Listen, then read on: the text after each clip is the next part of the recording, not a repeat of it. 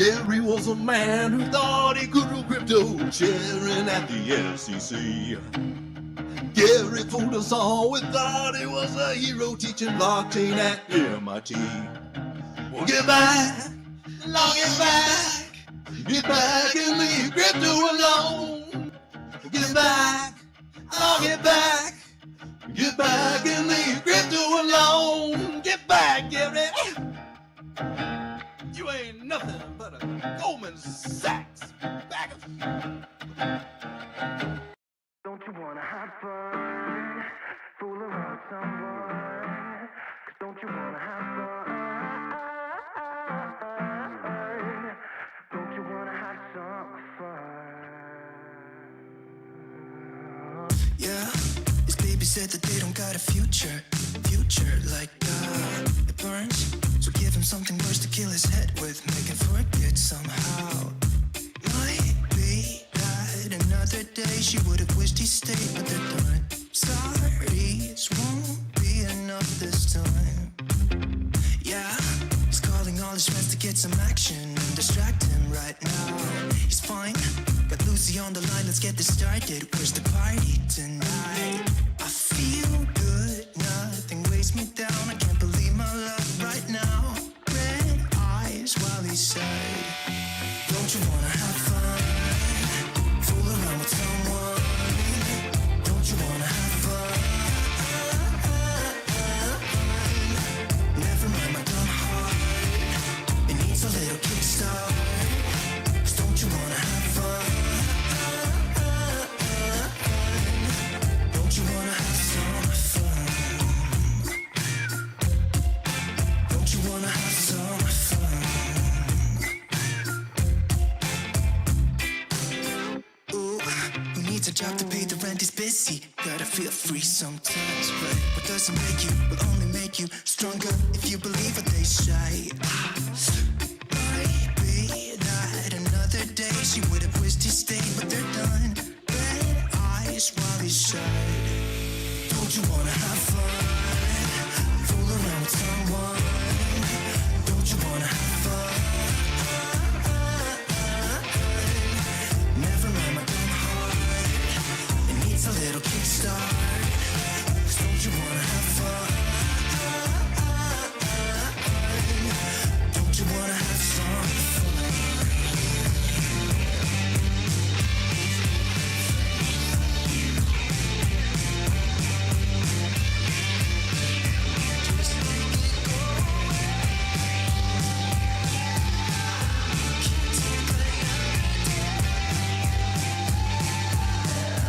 Yeah, his baby said that they don't got a future like that. It hurts, so giving something worse to pass the time. Don't you wanna have fun? Fool around with someone. Don't you wanna have fun? Never mind my dumb heart, it needs a little kickstart. Don't you wanna have fun? Don't you wanna have some fun? Don't you wanna have some fun? Don't you wanna have some fun?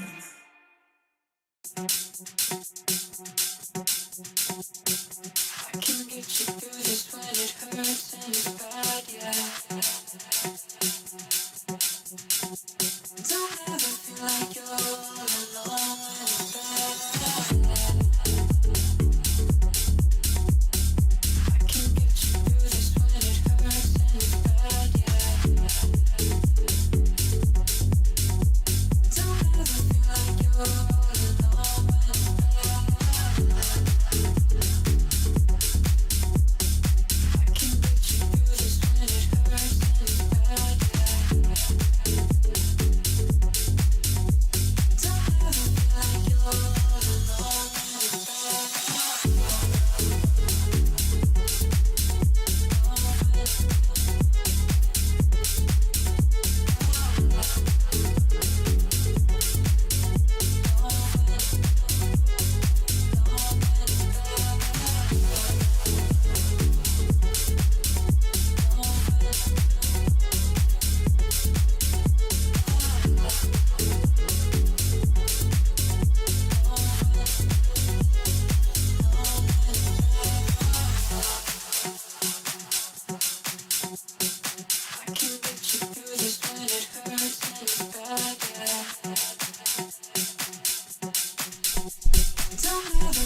evening, everyone.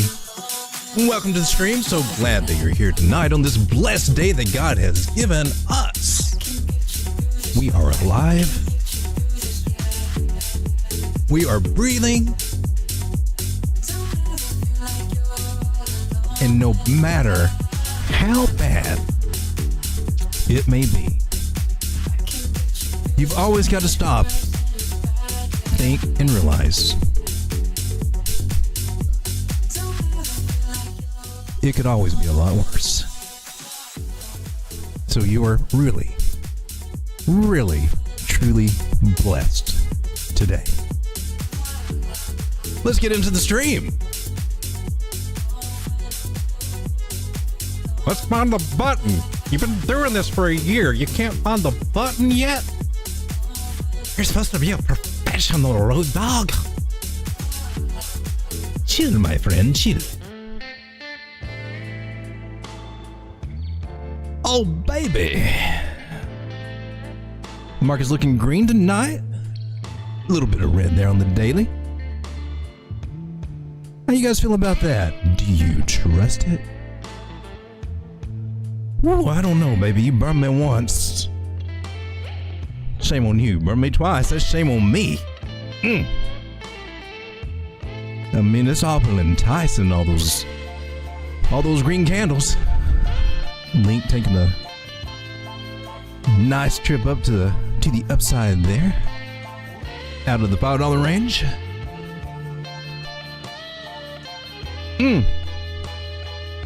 So is it going to hold, baby? Is it going to hold?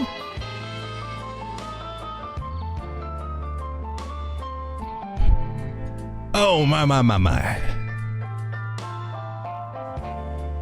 Well, there is something in the news here. Altcoins on the verge of witnessing breakouts across the board, according to analyst Michael Vanderpop.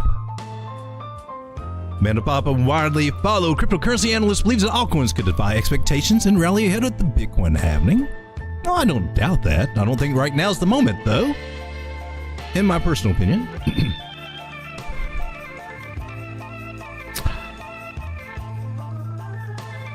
According to the analyst, Bitcoin dominance chart could repeat its late 2019 mid 2020 market structure when it respected the 200-week exponential moving average.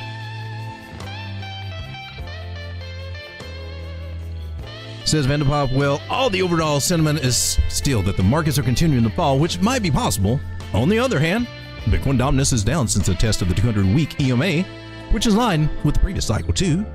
That means we are again 8 to 10 months before the halving of Bitcoin, and we can expect to see a surge in altcoins rather than a downwards moving market.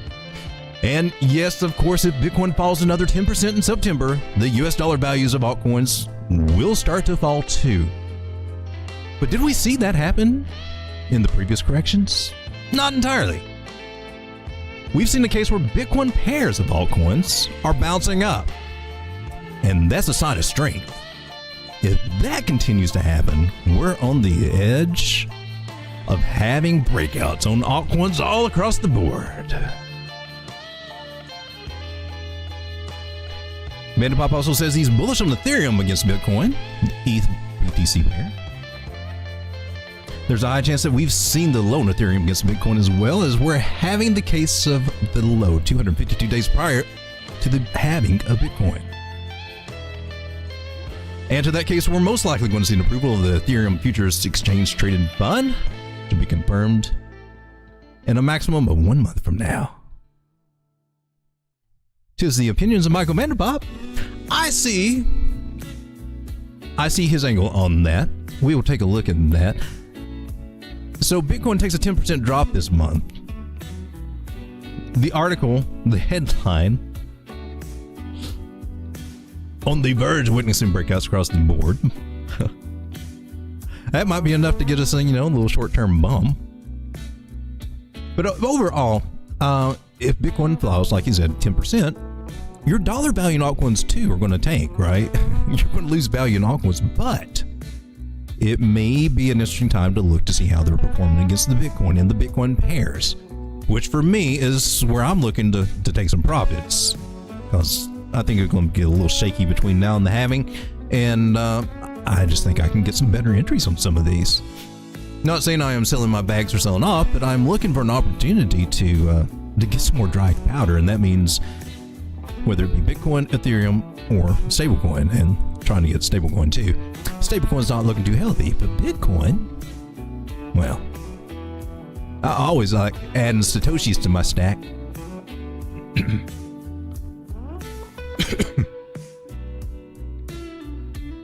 Strega says his internet is not happy.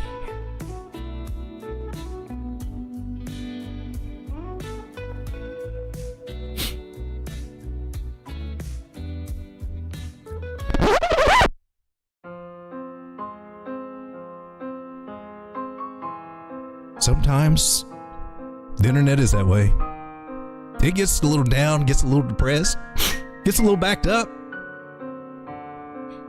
Slows it down, man. I feel your pain. I get that too. And I'm not a fan of freezing screens, being stuck mid-candle in the trade, not being able to get my orders through, not being able to see Shakira shake her hips and hips don't lie. But we press on. And just know, Strega, it will get better.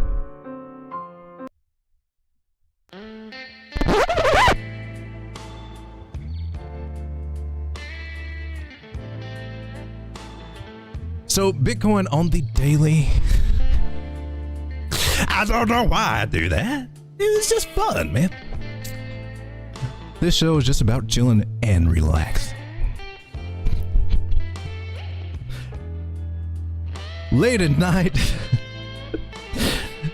when Tokyo is in session now,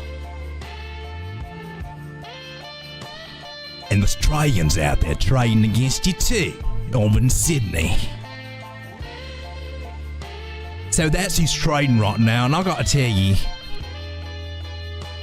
in Australia, Japan, it's not a whole lot of volume going on these days. No, it's when the Brits get into it. That's when things start picking up. Oh, yeah, them Brits, man, they'll throw it to you. I got all the market makers over there.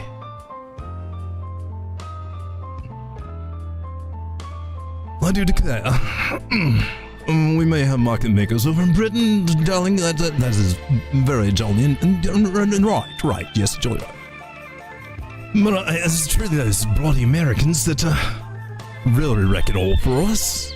I mean, see how the UK, we tried to set the stage up for them, but it's ultimately those bloody freaking Americans that just trash it all at the end of the day. If there's a dump coming, darling, it'll be from those bloody Yanks. Well, hell, I think we ought to dump it on them, fellers. Let's wait till about, I don't know, about 11. Just right before noon, right before lunch. Our time. Let's just drop that market on them.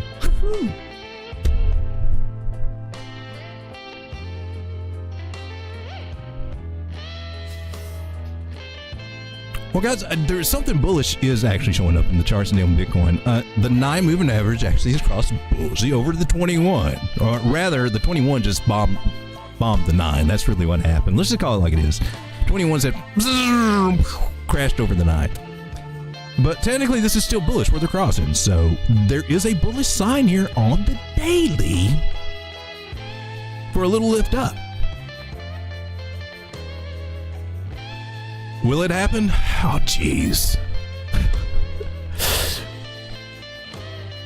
What happened last time this crap happened, man?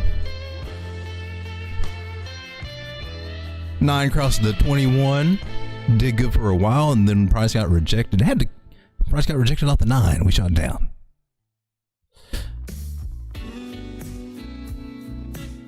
Will it do that again? Will it even rise to the occasion to make it up there? I'm curious to see what the market makers will do. They did not dump us today. They didn't do much of anything today.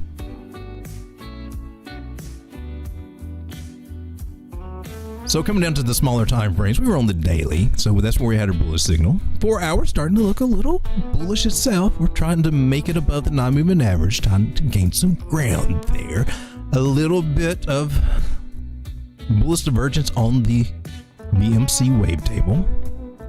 Not hugely strong in my opinion. Stochastics are headed on the way up. We got some signs. Yeah, we're trying to do something. We are.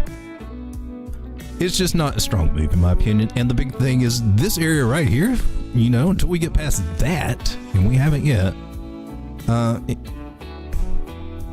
Yeah, I mean, you got to show me. You got to show me. I believe it when I see it. Right now, I just don't believe it. So they're going to be trying to wreck the day traders and whatnot. Let's put a big old line up there, because if we can't break past that, it's down maybe. I mean, this tells me down anyway. As a rejection off of that trend line, and we also made this trend line. We made a wedge pattern or channel, and I'm looking at anything just to get rejected off of this area again. Maybe we'll get lucky. Maybe we'll go up a little bit. That's one of the scenarios we've been looking at, and this could be, you know, your little double bottoming pattern.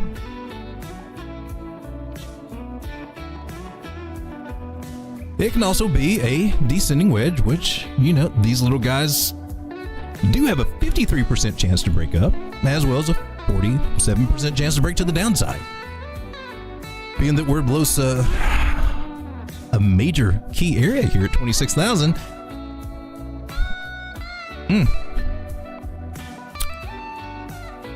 I mean, we will see.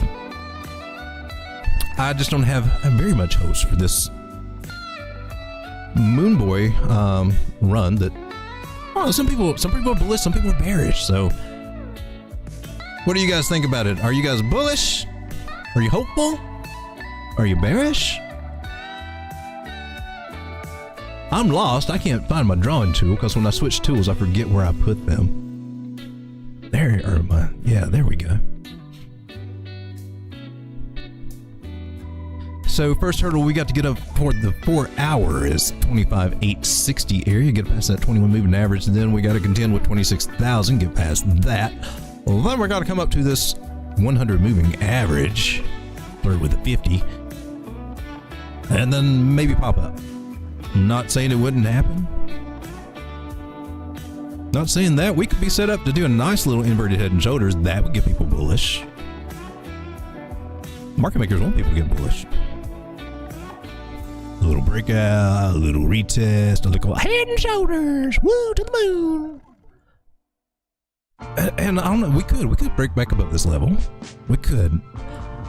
And just remember, monthly is not very happy at the moment. Monthly is a little bit bearish on our indicators here, especially on Market Cipher. Market Cipher says, man, this monthly is about to tank on your ass. I'm just quoting. Excuse the language. That's just what it said. I just repeated it verbatim. Just reporting the news. That's all I'm doing. Just reporting the news. Weekly.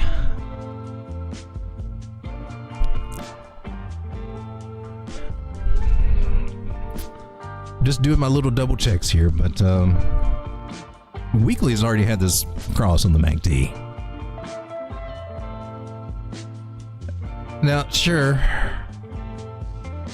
a real strong move could come in and give us a nice little cross.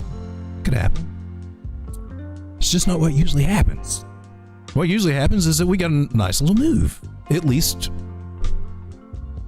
out of our moving averages here on the MACD.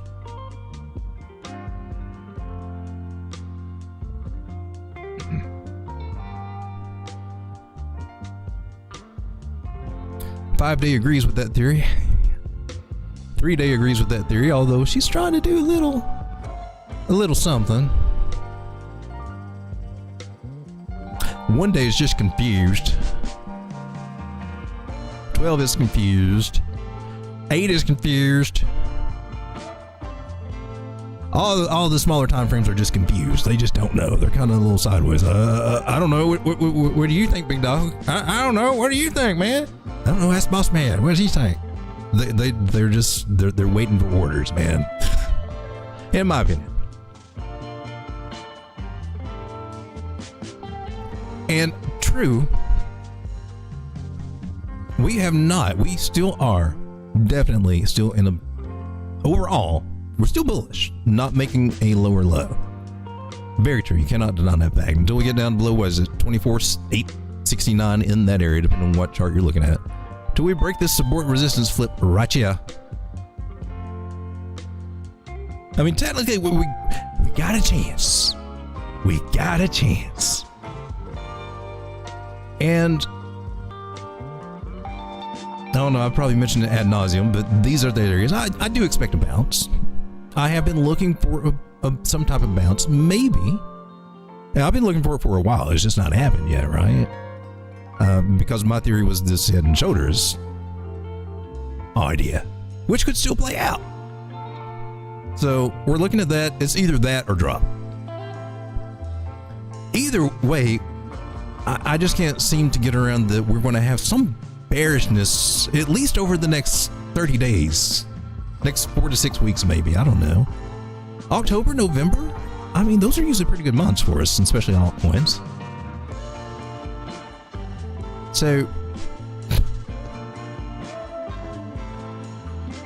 what is Bitcoin going to do? I mean, I don't know. I'm not a fortune teller, man. I just read charts and give you probabilities, and this says it's probably going to not do much and probably try to go down a little bit more. And at some point, the market makers are going to come in and they're going to get everybody excited and rally up. Probably down here around 24.8. I can say this, there is actually a decent pattern here, which has a 60% chance to break to the upside. It does. I'll just like it come down a little bit lower before it does that. We lost this area in the pattern, right? So we would come down to the bottom of the trend line.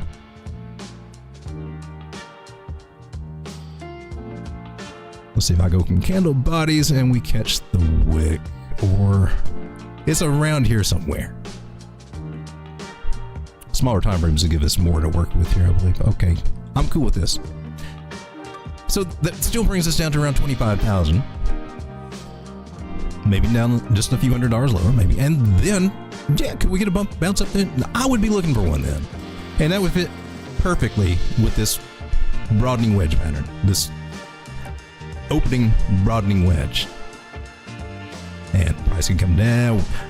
Dilly-dally here, whatever we got to do. And then it could seriously pump all the way back up to 30,000 within this pattern. So that's a possibility. And that might give me the head and shoulders that I'm still trying to look for, or think could be possible. Or, you know, there may be a black swan event that takes us down even more. I don't know. We're still looking at that. We talked about that last night. Just saying, September 20th through 27th, just pay a little bit more attention to the charts. That's all I'm saying.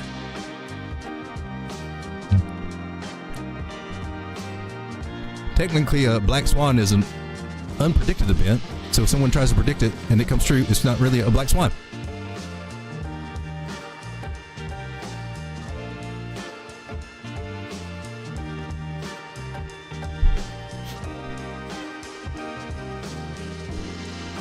Bitcoin, baby. All right, so we've covered Bitcoin, blah, blah, blah. It does its thing, right? I just want to take a look at Total 3. Total 3, you know, this has to do with pretty much the value of altcoins minus Bitcoin and Ethereum. I see a bearish retest if we have any possible upside, and probably further downside in this pattern, which is overall bullish pattern. It's just not ready to break out yet, I don't think. Unless he wants to do something really crazy.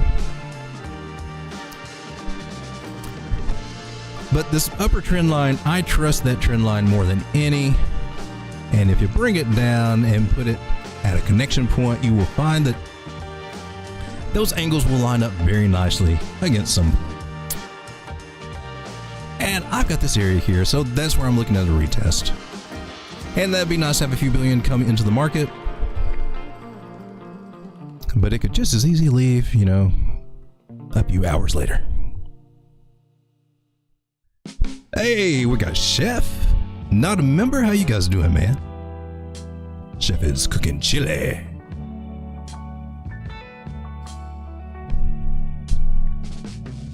All right, now someone asked me to look at QNT. Let's go ahead and do that. Let's get away from Bitcoin because Bitcoin is boring. We're still in the same area that we've been in forever, just a little lower, Since, this was August 18th. It is now September 5th. We're going on 3 weeks here. Yeah, I'm getting tired of Bitcoin. Love Bitcoin, but man, I'm tired of watching you, dude. You ain't doing nothing. You're just staying there, baby. You just staying there. Will mentioned that there is this moving average. I got my eye on the weekly, also supported by Fibonacci confluence at 24,136. As it would suck. That would be a lower low, but we could still go up from there. So, just saying. Just saying. Moving. Oh yeah, we got to do Dixie too. Oh, Dixie is bullish. What happens with Dixie gets bullish? Well, Bitcoin usually starts dropping. That is on the usual. Will that happen again? Probably. As Dixie looks like it's going to go up for a bearish retest of this trend line, and that is back up to 109, and that's where it was back November last year. So that may not be helpful for Bitcoin price or altcoin dollar price. Just throwing that out there.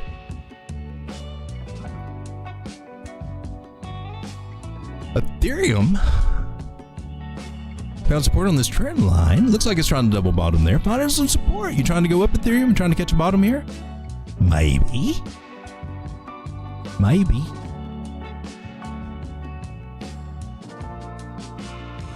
I can't do anything with that trend line on this particular time frame without cutting through a candle, so that breaks my rules.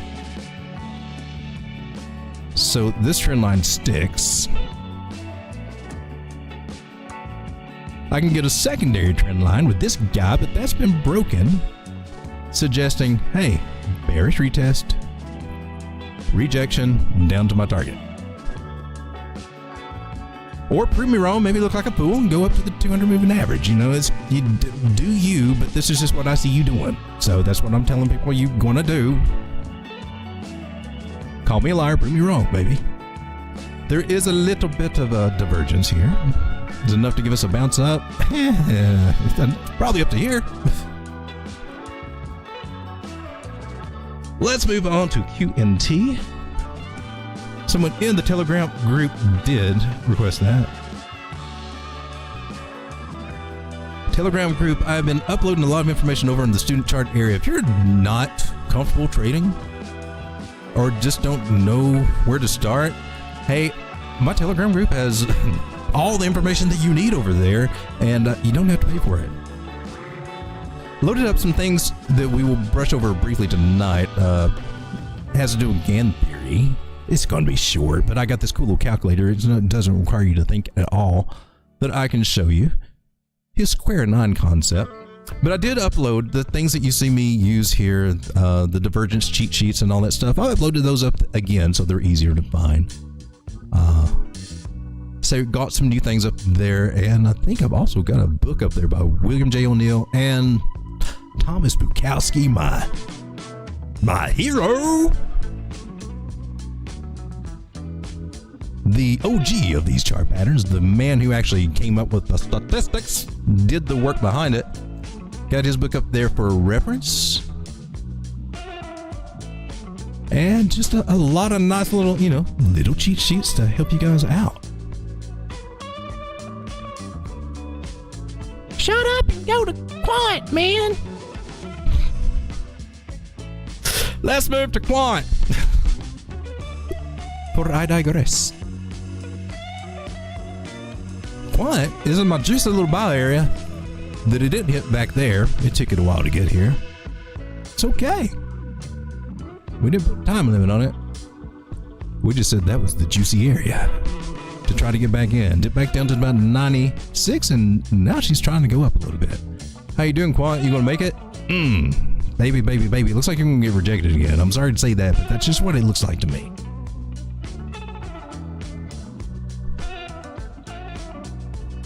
Oh, Doug, you're so really bearish. I don't like it. I want it to be bullish. So you need to start talking about this like it's bullish. I'll go watch Call the Moon, and he'll tell me what to play over on Bybit. While you're over here being bearish.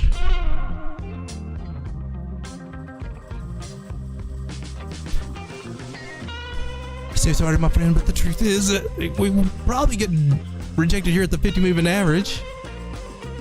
And if we don't, it's the 100, and we're going to play the sideways game a little bit with QNT. So nothing, I'm not seeing anything totally really bullish at the moment. You might get a few, if you're in a short-term trade, you might get a little bit more out of it. We can set a target for this channel breakout if it will stay out of it. I'm not seeing it yet. It's a nice breakout. There's no volume to it though. No volume. That's the bad thing. So the deal is, you pull up the volume cheat sheet. You got rising price. I would put a pointer over there, but it won't work. So you got, it doesn't show up. You got rising price, and you got falling volume. So that means that the uptrend is weakening. And it just got started. That's what's so sad. It looks so pretty. Look nice. Nice move from down here. It's 97, no doubt. For a $3 move if you're doing leverage or something. Overall, I think this is a great place. Great coin. My bags are packed. A lot more of it at this price than at the $50, $50, $60 level we were at. So I'm basically right in here too. I'm cool with it. I know this baby's going to do. I have high hopes for this baby. It's one of my long-term hopes. I like it. But right now, so okay. So we might flirt with 102 again. Might even get lucky enough to go to 104. Personally, I don't think we're going to get much above 100. And there's a chance we might come down to 93. It's just, it just is. And that's on the shorter time frames. Let's go ahead and zoom out just a little bit, maybe. Now, what has happened is that we got a breakout on QNT, but it's a lackluster breakout without volume. So we did break out of this triangle shape, and now we're leg riding and trying to find support before we can catch a bounce up. Now, daily does look kind of interesting. There are some signs showing up here that it's got a little bullish momentum there on the daily. It's flip-flopping, road dog. We had the bigger time frames run out, baby.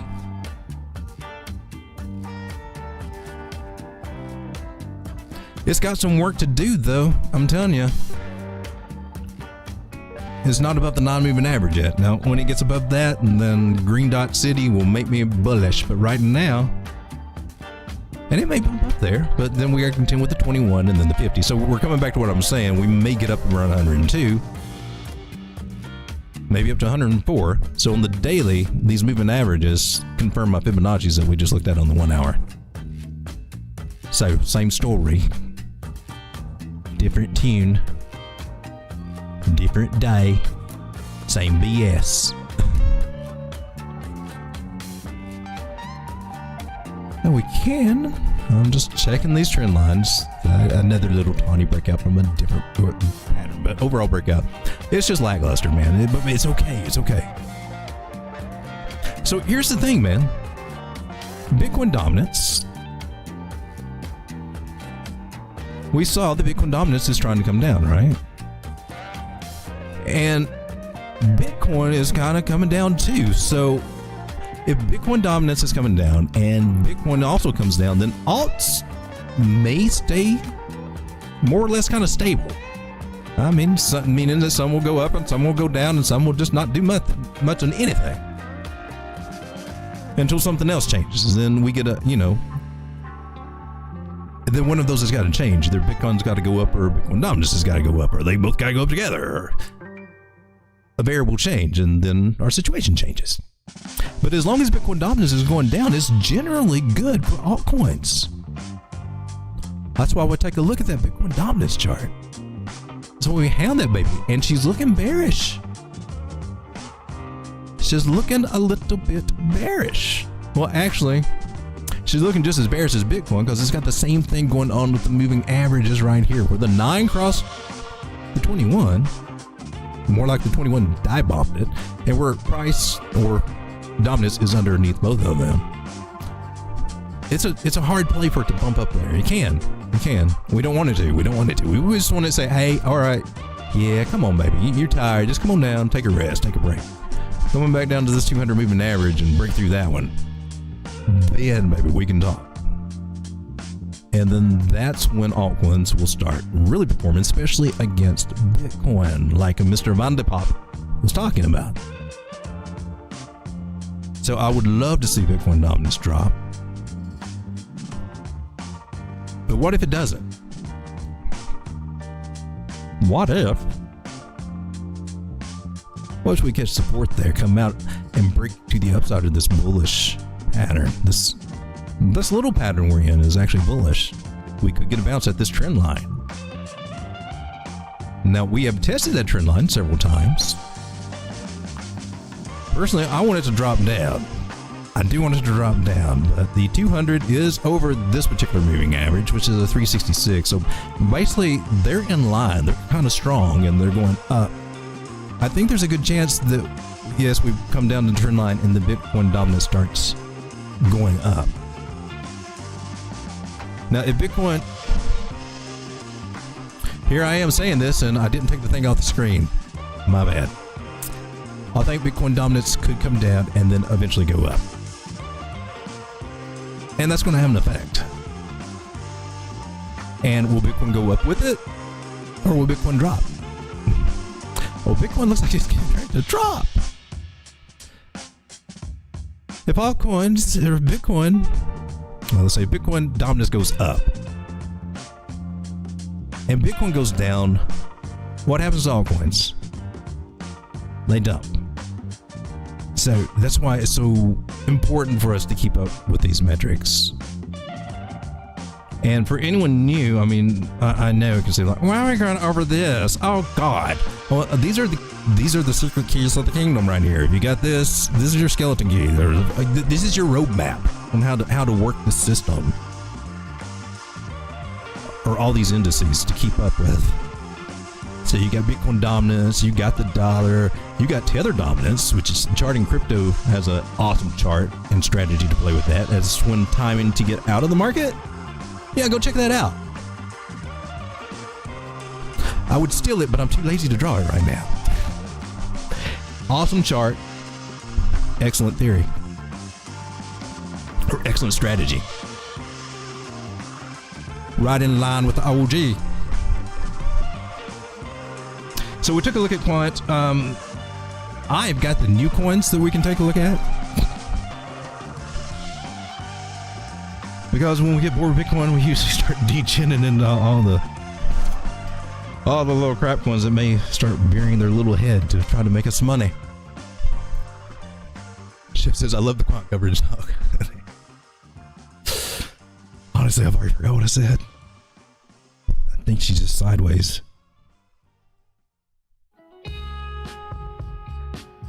So we did that. Arkham is one that I'm watching.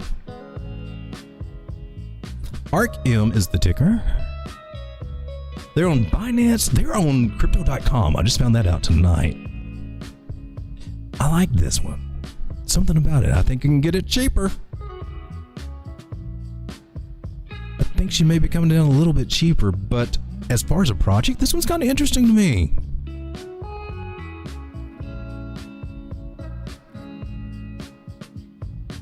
And I'm actually kind of more playing this one against Ethereum myself rather than US dollars, but I'll take either one. But a $1 billion maximum supply, circulating supply, 150 million. So, and there's a lot to come out. 57 million market cap. It's ArkhamIntelligence.com. Hold your. That site cannot provide a secure. All right, man.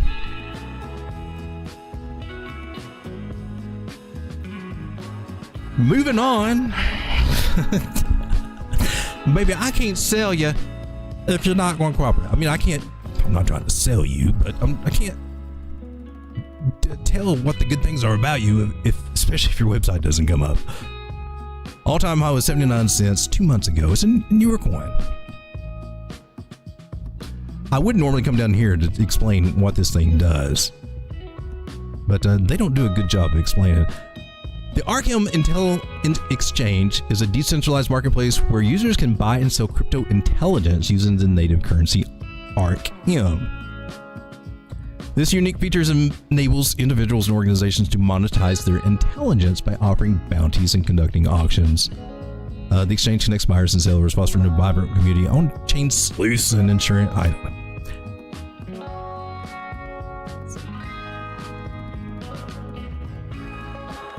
It is one of those AI plays.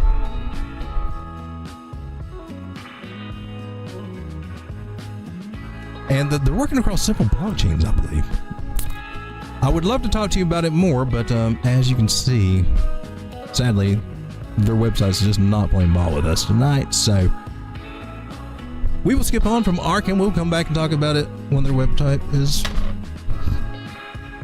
feeling better. Moving on from here, SEI has been popping up as one of the hot ones, and we got 10 billion out there, or total supply, and 1.8 billion out there. So kind of same situation as Arkham. Now these are not great tokenomics in my personal opinion. The $225 million market cap, which is, kind of up there right now. All-time high was 21 days ago, so we're at the highs. So the all-time low was 8 days ago. Or maybe we're not at the highs.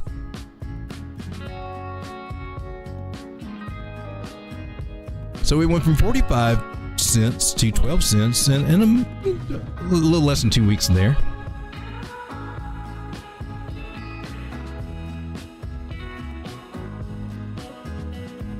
SEI, enabling mass adoption of digital assets. SEI is the fastest layer 1 blockchain designed to scale with the industry. Start building, explore the ecosystem. We have 380 millisecond transaction finality, 20,000 orders per second, 100 million total testnet transactions, and 4 million testnet users. Suck it, Ethereum. Trusted by the world-class operators, investors, and institutions. Yield Guild, here's some of their Coinbase. Okay. Layer 0 Frax. Just looking, baby. So we got a new layer 1. I like the new layer 1s, so it's interesting.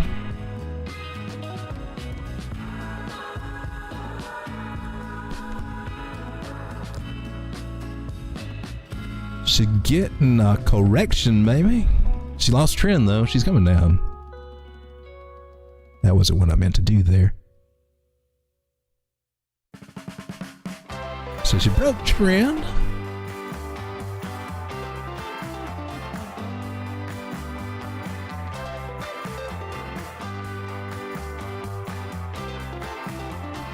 Initial measure move takes us right there.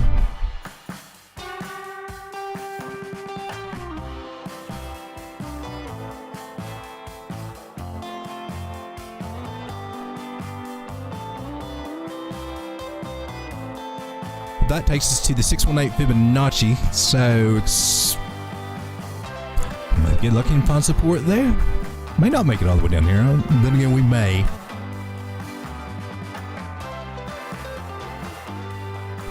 So it looks like we're going to go have a chance to bounce here, yet probably end up dropping to here. So that's at 24 cents, maybe down to 20. I think those are good buy zones if you're looking for a price to get in on this or look for a trade there, or maybe you can short the little sucker down because it's coming down on the daily. You may get a little chance to do a little bearish retest again. It already did one just against the trend line. It may come back up to that area again, maybe to the 21 before it comes down. So maybe a short there in order. I don't know. I'm not really playing altcoins on leverage. I'm mostly sticking with Bitcoin. That's just me right now. As I finesse my leverage game. That would be 24%. And if you did use leverage with 2x, which is reasonable, I would entertain that. But that was from the pullback. From where it is now, there's a 16% move. So, you got that. Is there a trade there, baby? You got a trade. You got a short going on. What if you fumbled into a short right now? You put a stop loss up here. What is that? That's 12%. That's kind of big to me. I like those small stop losses because I figure I'm either right or I'm wrong on this trade. And I would rather, if I'm wrong, let's just knock it out earlier, because that when it goes against you, it goes against you quick. 4 hours got some very bullish signs going on around here, so this a FOMO into a short may not be the worst idea. Not encouraging it. I am not encouraging it. If I were to do that, I would definitely lower this sucker. If I FOMO'd in, man, I would put my stop loss right above there. So if you bounce up, you take me out. Because if you bounce up, you're going to do something else anyway. I'll just keep going. We'll be all right. Smaller time frames here. What?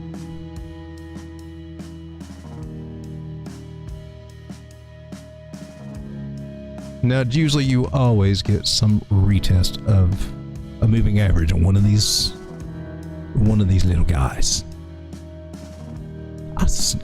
We'll go down all the way to the 1 minute, see what's going on here. Oh, baby, that is rough. So she might make it back to here. Well,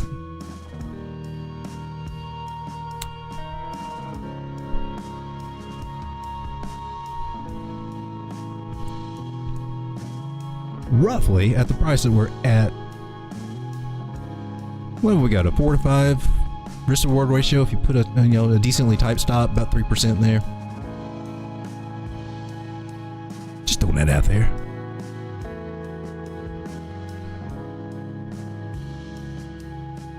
Let's see now. If you guys have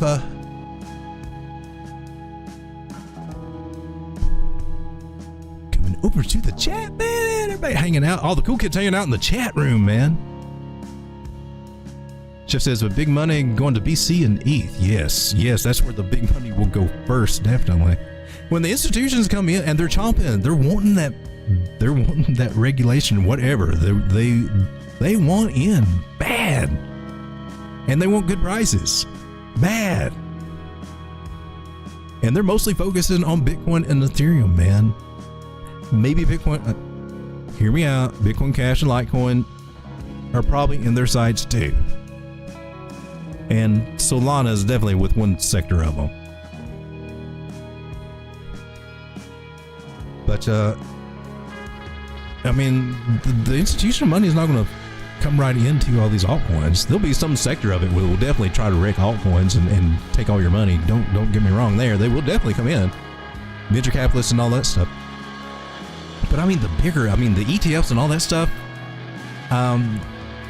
they'll eventually get around to altcoins, but the main focus, when we start getting more and more adoption for Bitcoin, it's Bitcoin and Ethereum.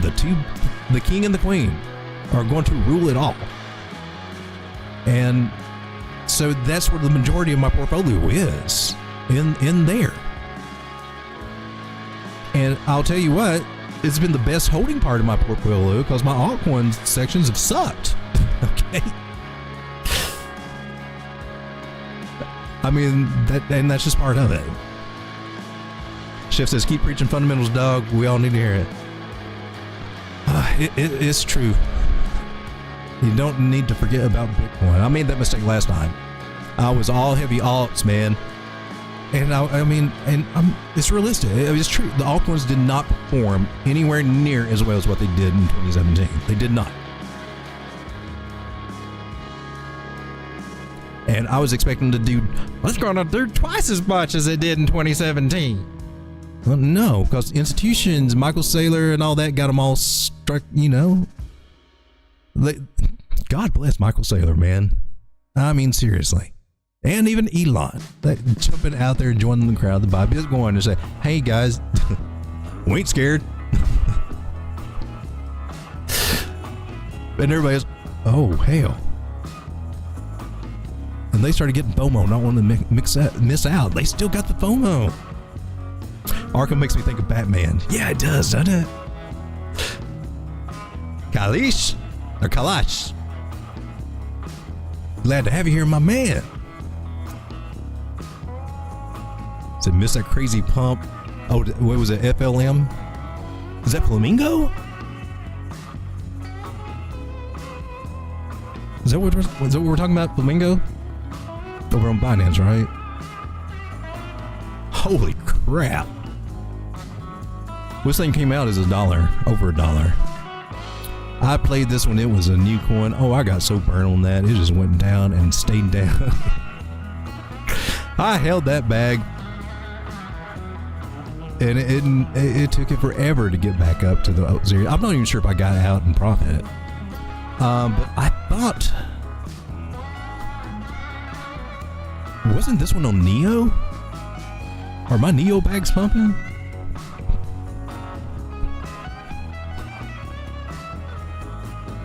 Dang it! I could have got out of Neo. Oh, there's still hope. I do have a little bag of Neo that I'm just not thrilled about holding it too. Well, I'm looking for some dry powder. Neo is on the chopping block for some dry powder. However, I don't think that would have helped me out with Neo. Neo's kind of down there. And I got Neo to good, probably under on Neo or about break even. Could this be a bump and run? The old bump and run pattern. Let's take a look at that. A bump and run reversal bottom. So that's a little bullish. That's a little bullish for the road dog. I am a little bit bearish right now. I am. Just until I start seeing something good on the charts. So we're looking at a possible bump and run. Could be. That's one of Thomas Bukowski's #1 patterns right here. To play out, this is the overall performance rank. I don't know if you guys can see that. Probably not, because I've turned my screen down. Well, you can't go up more? Overall performance rank is 1, the best out of 39. Says what it looks like. You got a lead-in phase, you got a bump phase, you got a run phase. And it makes you break out and then you run, baby.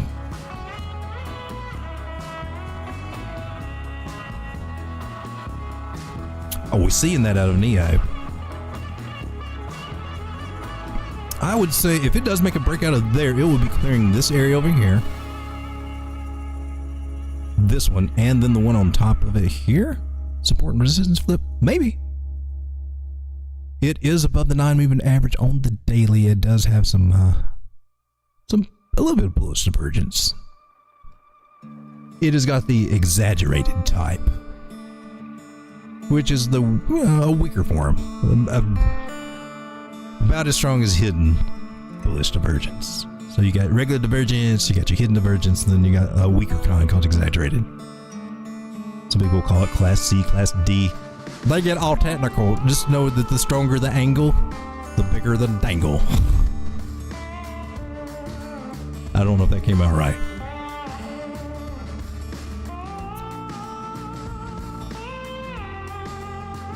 if you got the bigger the angle, the bigger the pump. This less the angle, now the less the pump. Okay, so Neo. You guys got anything you want to take a look at? FLM pump. Wow. So, and then also gave Neo a bump up. I don't, FLM. I don't know. I thought it was an interesting project when it first came out years ago. All the coins are now in circulation, and it's at 9 cents. It's not a bad price for someone wanting to get into it. All-time high was almost 3 years ago. It went up to $1.59. Woo-hoo!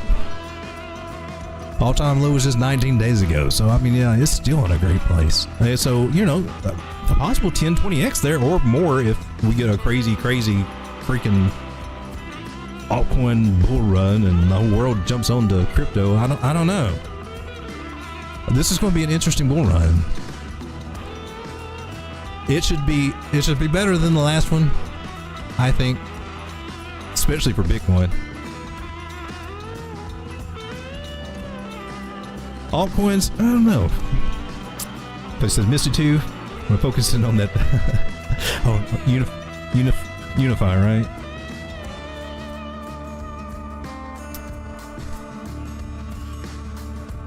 I was hoping to sell a little Unifi on that pump, but sadly, I would still be selling at a loss because I've got a few of those I picked up just a little higher than I meant to. Actually, we're probably getting close. If you can keep going up, baby, give me some exit liquidity because I want to lighten that bag a little bit. I want some dry powder. That's a nice pump. Were there any signs saying that she was going to go up that high? Let's take a fib. 786. We had a 786. What happened to it? I would actually, let's do it this way. It's from the most local swing low to swing high. That's a good pumpy pump. It's that rejection period at the 172. It's highly unlikely that it will go much further than this. Highly unlikely that it will get past the 1618 there.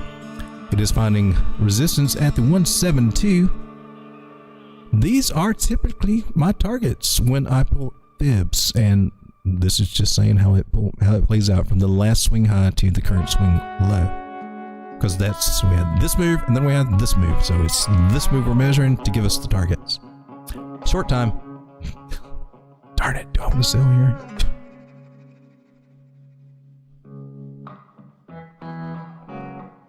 I've got to re-examine my bags. Can she get one more pump up? Maybe. I'd like that. Maybe actually come up to this 618. That's a strong pump. But I wouldn't expect anything further than 1085. Baby, please do it. Please do it, because I know I do have a few that I can get rid of at that price.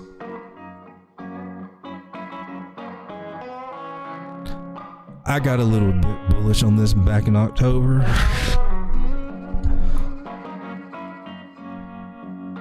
And it's crypto.com. You gonna do stop losses over there, so I forgot about it. So I rode that baby. I do that. It happens. It happens to the best of us. And if you're investing, well, that's part of it. If I were to be really honest, I think I got into this as a trade and I lost track of it. Remember, crypto.com is not the easiest place to actually trade on. Then it went south, and then I said, well, hell, I guess you are now one of my investments, and that is not the wisest way to invest. Let me say that. It is a good project, I think. And I do think it can do, I think it can do better. It had a pretty good run, actually. Where was it before? Before we got here on futures, $42. So, you know, see?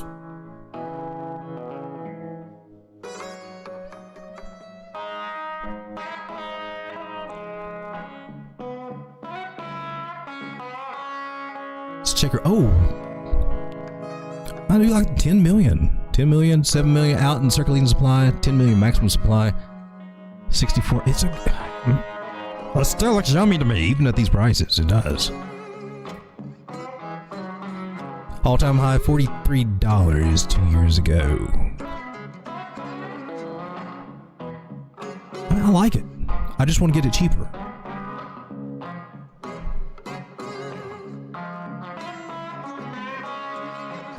Striga says, been washed out by the Ethereum Express. Oh no. Chris says, I did alright with Unifi, but I'm gonna wait for the price to short it. It's getting there, baby. It is getting right there. I think, yeah, I'll make a good short. I need to look at that. We were looking at it, and then I got sidetracked. So, yeah. Oh, you broke back into the pattern? Oh, no, that's a little bit bullish. Also a little bit bullish. Still in a bearish pattern, though. But that's a good sign. It's going to run up to that 1618 area. So 1087 is what I'm getting. Maybe really don't expect much more from there, but this little guy's got me second guessing that now. Maybe to the top here, maybe 11, 12. Come on up to $12, baby. You do that, I will be happy. Do it. Do it. Go freaking parabolic. You did go parabolic. She did.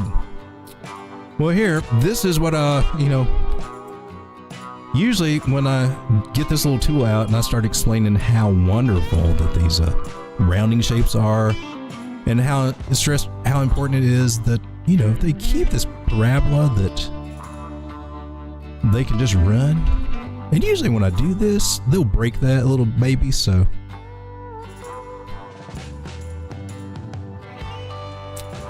Let's see if we can curse this coin with that. Oh, crap. Dude, this looks bullish.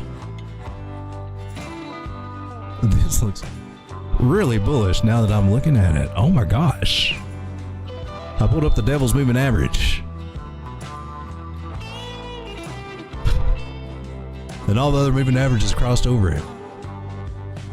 That's it can't go forever. We know it can't go forever. It's got to get tired. They're spreading out nice. This was a nice move. And this has been going on, and I have not been following this one. So step up my game. Oh, we could have been trading this. Look at that move. Dude. That's a 70, oh wow, 95% up to the peak. But I will give you these words of wisdom that when this does play out, and it does start coming down, I know there's going to be some people out there saying, yes. Wait till it comes down a little bit and then we'll start getting in. I'm like, you need to let it calm down, baby, because it's down and sideways for a while after this happens. When they go hot, they get that blow off wick. This little move plays out. 1, 2, 3, 4. It's got one more move, dude. It does, and it may be higher than that. We're going to have to get a fib. We're going to have to do a different little thing here.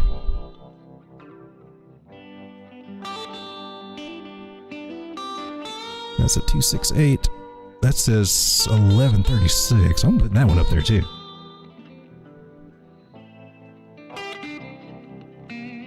I don't think, but I'm putting it there just in case we go to this 368. If we're doing this Elliott wave, I'm taking off to multiples of 1618. We got to mark those. Because that's a nice wave right there. It should be one of the biggest ones, but it may equally do this. This is a measured move for a bull flag, by the way. We should probably mark that too. I'm just throwing these out here, man. I mean, this one may max out the whole wave theory, or it may die up here.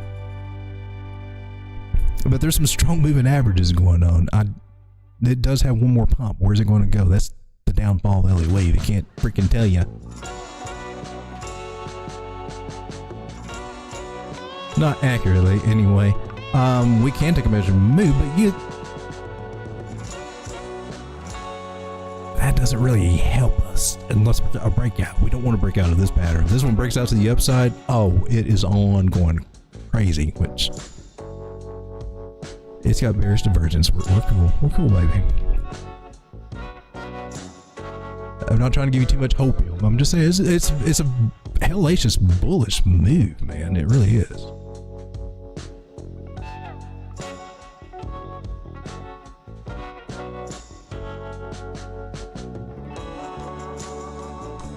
And even if it were to fall from these prices, seriously, I wouldn't start looking at it until we got back down in this area between 450, 550, somewhere through there, because it will eventually, it will. We're just coming back down there, baby. We just are.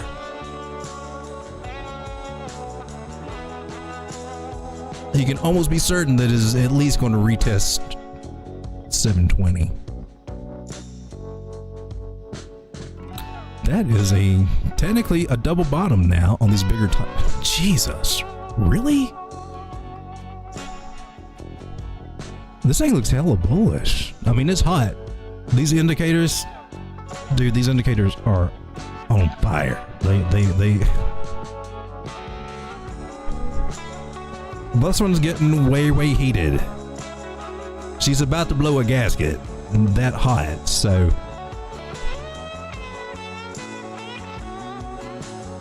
We got a golden cross coming up here. It's just now happened on the daily. That is technically your buy signal.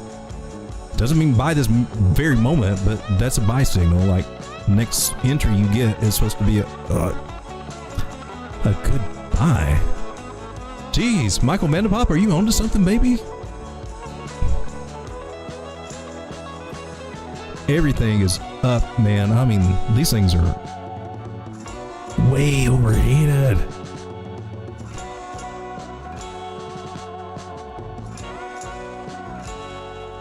Weekly says it can still go. All right, so we're looking at double bottom scenario here, which is basically we got a neckline now.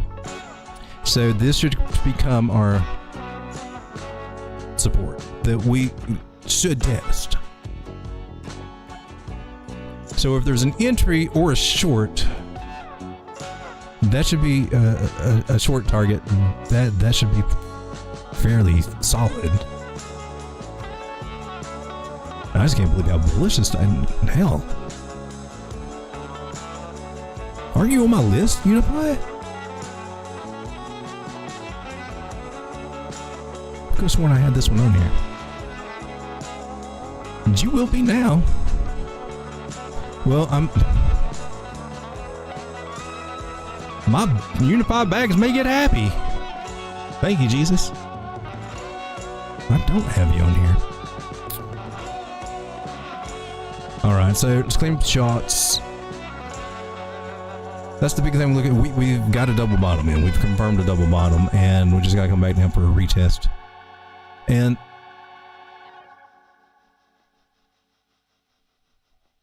I mean, your target for that double bottom is basically where we're at.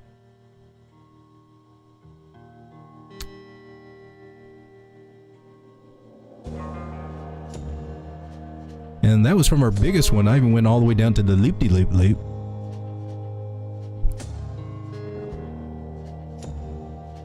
So,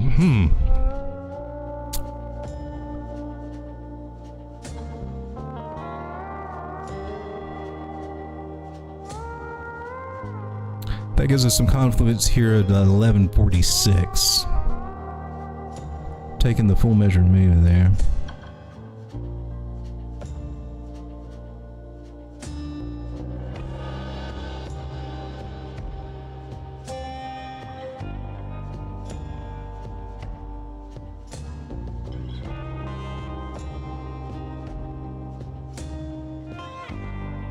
I find that very interesting. Unifi, hey, we gotta pay it respect.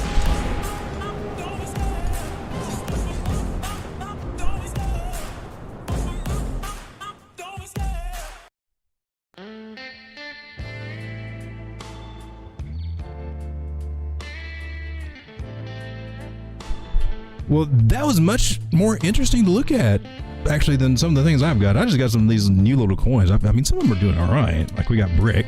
So if you guys got some things you want to take a look at, shout them out, baby.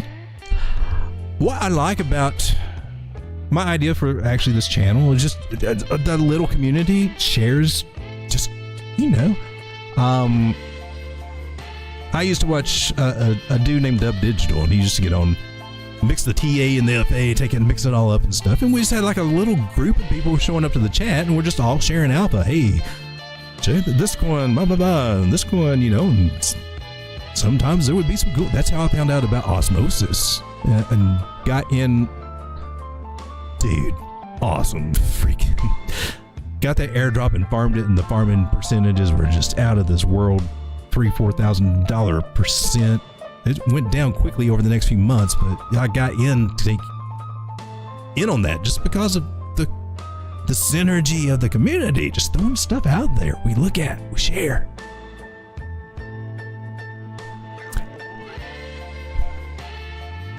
We have the bottoming wedge. 13 to 14 looks where it might drop. Yeah. I hope it does get up there though. I need to unload some, but man, Unifi, I mean, this is the most bullish chart that I'm seeing. Look, I want to go to the higher time frame. Let's go to the. Do we got a 3-week? I bet you.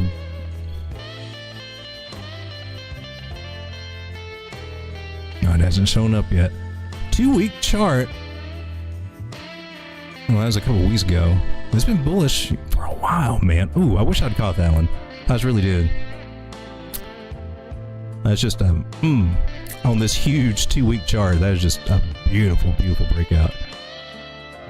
Now, by this standard, doing this, a very conservative measure move takes us to the levels that we almost waked up to.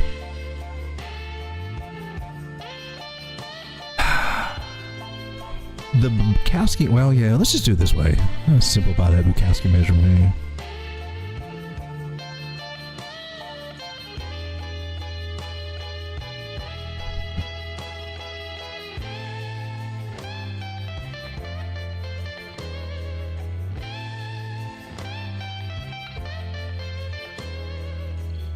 I don't think it's going to work out that way.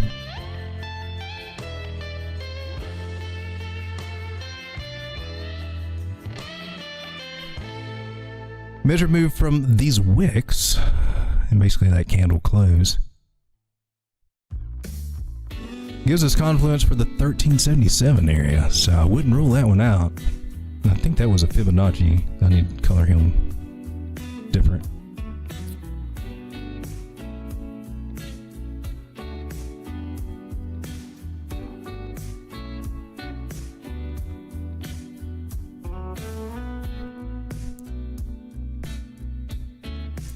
Out there he is going with all that moon boy bull crap. Just putting some targets up there, baby. Just putting some targets up there. I might need to know these in the future.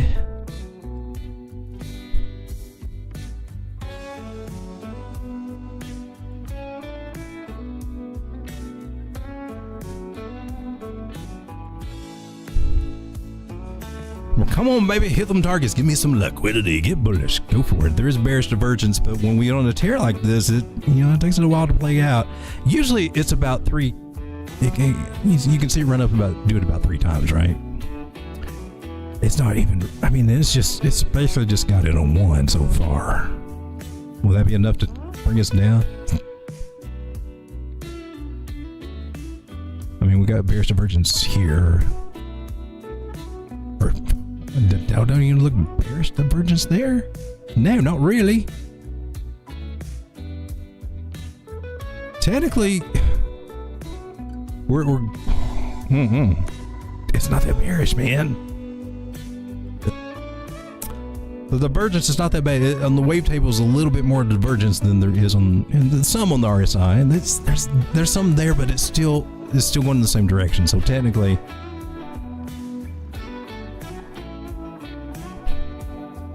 So Bitcoin is going to die and go to zero, but apparently Unifi is going to, looks like it's going to take over the whole world. This freaking chart. It looks like it has got another move in it there. All right. New Peppy? Is there a new Peppy? Just kidding, not real. Were you trolling me? I lost my troll. I've been dying to use my little troll. Dude. There he is. Were you trolling me? Chris says, I'm ready for moon, but prepared if it doesn't. Strega says, I think that new Sonic coin dropped too. Sonic.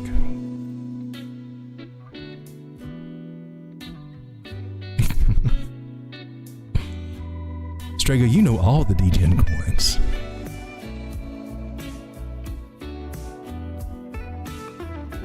Oh, holy crap. 420, yeah, I can't even count that high. Is that quintillion? Quadrillion? 420 quadrillion.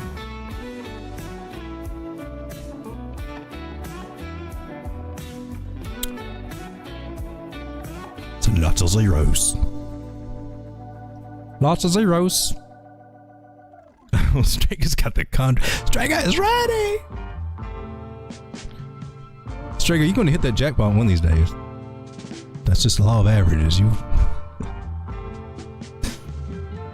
can be that next Shiba millionaire.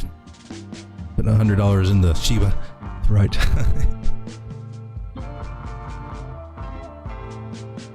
Dex, where? Gotta clear out some space here. So, what'd I do with Dex tools, man? Apparently, I closed that window. Just open you back up, Dex tools.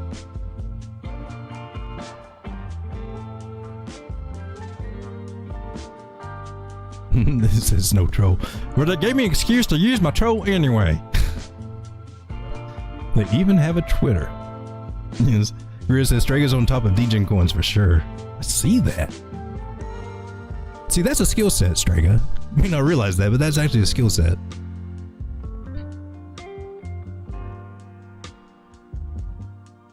Or maybe you do realize that. So, let's... So this is what, new Pepe? Is that what it is? That one's got the most liquidity right there. On Uniswap version 2, huh? So... Oh crap, I clicked the link. Okay, I guess we're going to the community. Darn. Isn't there a dark mode on this thing? Dude, I need dark setting. Is there not dark setting on X? Settings and privacy. Alright, now you're going to show everybody what... Okay, well now I just lost my thing.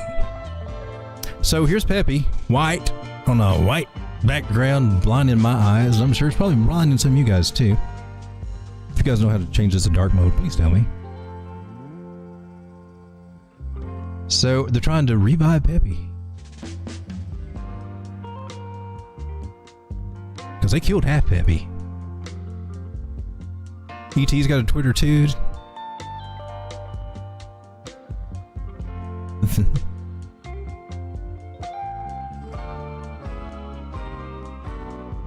Oh, we were on...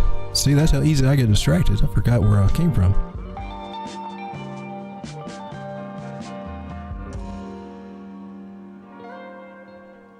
Oh, we've charted this.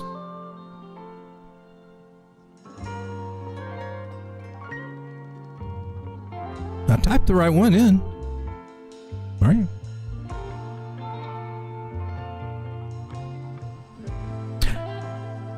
And I'm on the 4 hour and it looks dead.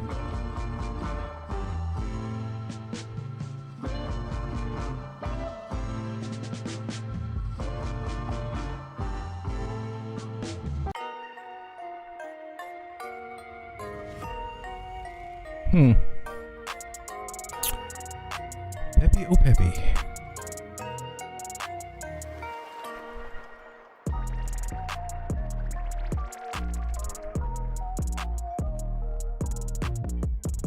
It's a, where is it right now? 45.58. Is that correct?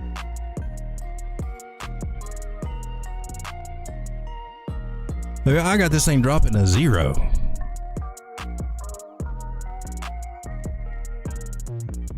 I got it going to 0.00051.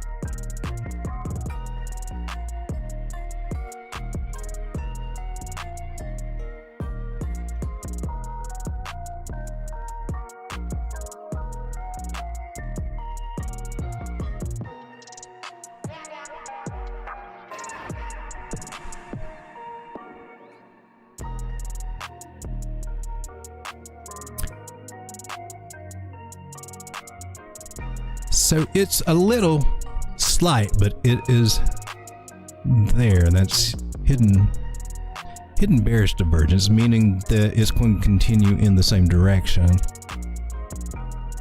So yeah, I'm looking for this level down here. Should be a good short coming.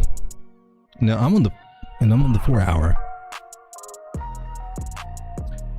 So let's see. Change this to the 1 hour. Oh yeah, she's going down. She's got rejected.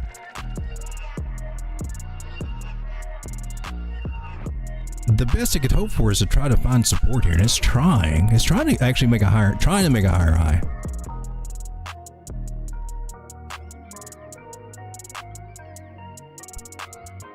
And I think what we're going to get is a retest of the 21 here, and that 9 is going to cross it and drive us back down.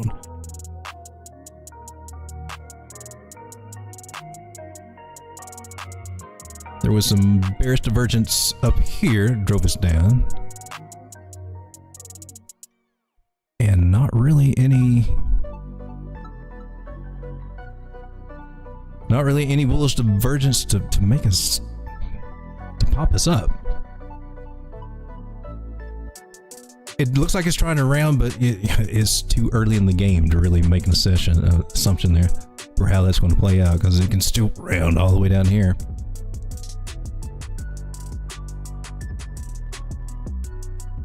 What say ye on the 15? 15 is 15's trying to get bullish on us. So there might be a little short-term play. So we got a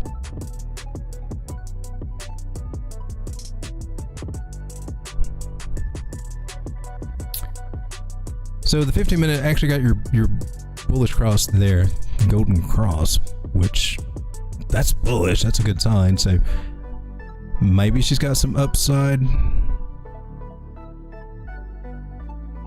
I feel like that fib's wrong. Why is it? You pulled it from the wrong spot, road dog. There we go. So are you? It's not. Oh man, you've not officially crossed yet, though. So our moving averages are not. It's trying. It is trying. But if it's a really, really bullish move, which, you know, these pin bottoms make it look like it is. It looks like a good little bottom here on the 15-minute for a upper break, right? And you got the buy signal. That's technically a buy signal. So hopefully it'll cross. It will be confirmed when the 9 crosses the 21. It's trying to do that. So could be a trade here for a little long, but then I would just, after that I think it's going down. But there might be a nice little long there. See what it looks like. If I did, I would set some tight stops, baby. Yeah, there's some good trades to be had there, even just to that level, even just to the moving average. It's got some good risk reward ratio if you get a good stop and don't get stopped out. And if you had to buy it a little higher just to wait for a confirmation,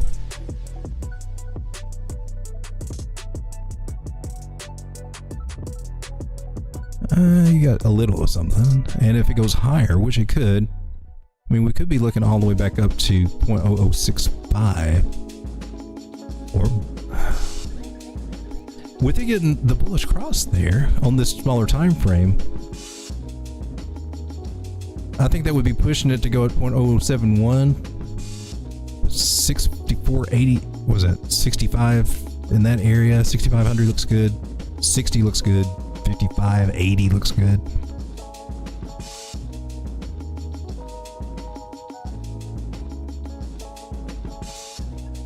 The only thing I don't like that makes me think that we may not get above this level is that you broke structure and it'll be a bearish retest and then down. So the short, I think, is where it's really going to be at. Now I think shorting from up here, hell yeah! You can put a tight stop somewhere above that trend line and above the 382 and above the moving averages there. But if it doesn't get all crazy bullish, I mean, you got this buy signal, but you got the bigger time frame saying, nah, not really. So it looks bullish here, but as it gets up here, it may change his mind.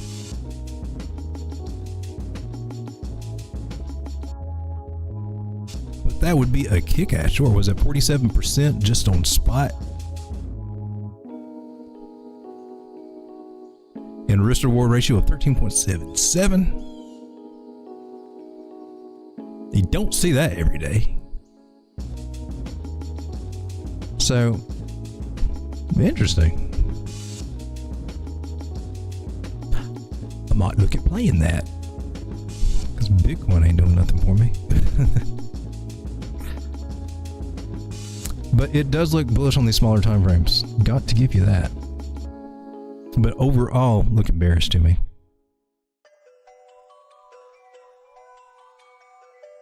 I think it's going to have a struggle, I think, to get up there, though. It may have to... Because here on the 5 minute, we don't. You got the sell signal right over here with the bearish cross, death cross. So cool. I think a nice little long, and I might get lucky to long and short. Because I'm looking for my chat box and I lost it again. Here we go.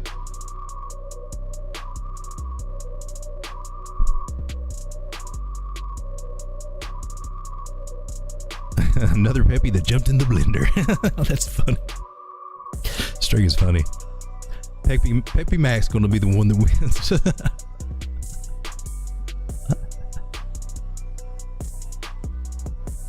Says, but the Peppy one is the actual space for the first one. Oh, I said the wrong contract. Is that what it was?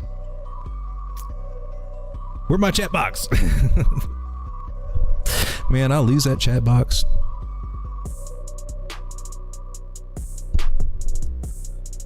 Oh, so you guys got some more interesting coins to look at than I do. I just got like there's one called Orca. I'm not promoting these or anything. It's just newish kind of coins that may have something. I don't know. This is why it's not working for me, because I'm still in Dex tools. Orca, I was thinking this one was, I thought I'd seen this one on Cosmos. I'm not even familiar with this one at all, but it's popping off right now. It's getting some attention right now, so let's look at it. It's getting talked about. 100 million total maximum supply, 20 million circulating supply, $19 million market cap. Nice little low market cap. Solana, it's on Solana.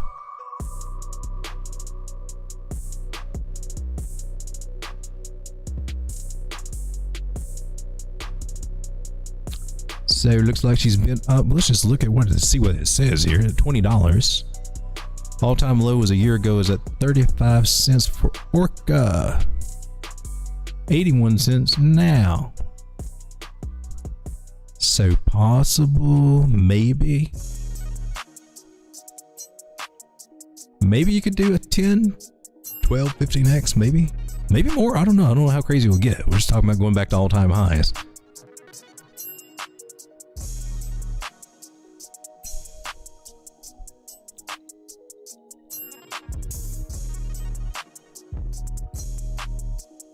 She is looking bullish on the daily. I mean, I know Market Cypher has got this red dot. Stochastics are coming down. Money flow is going up. Money flow counts a lot. Don't say buy it right now, but she's above the 9 moving average on the daily. So probably a retest of the 21 would be my guess. Definitely of the 100. Anywhere through here, I think it's going to catch maybe some more upside here.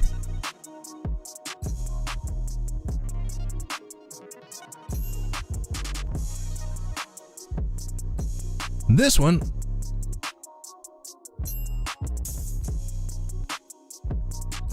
I want to see Bit Unix for the guys in the US and Canada. This one is friendly to us, to let you know. And I'm seeing what all they got on here. I'm seeing Orca's on here. We'll scroll down what they've got on, because they got spot and futures available. I hit the wrong button. And they got a nice little list. All the ones, all the top 100s and all those, right? Near, Aave, Sui, Mutable X. So a good source to get, you know, your top 100. And then they got futures. What have we got on futures?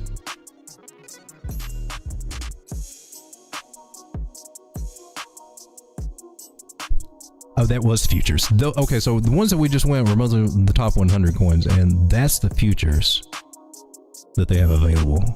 So that's kind of cool. So no Orca to short on there, but spot. I was thinking they had a bigger selection than what I just showed. So this is an exchange. I'm probably going to be doing some live trades on this show, on this stream, and maybe during the daytime. And I'll be using Bit Unix just to do some of those, some actual leverage trades and things. God, like I said, I'm trying to finesse my leverage game. But they got a pretty nice selection of altcoins. You got Dodo. You got Hook. You got Pepe. Oh, you got PHA too. Cool. Render. So they got a nice selection for any of my fellow statesmen and my neighbors in Canada. My Mexican neighbors, I think you guys are cool. I don't think they really give a crap what you guys do. See? There is freedom to the south, maybe. There is no freedom any longer in the north, sadly. But I just keep scrolling, baby. They got a lot of freaking coins. Oh, I think we finally reached the end. They even got I and J and all that. So just throwing that out there. There's links in the description below if you would like to help the channel out just by opening an account there.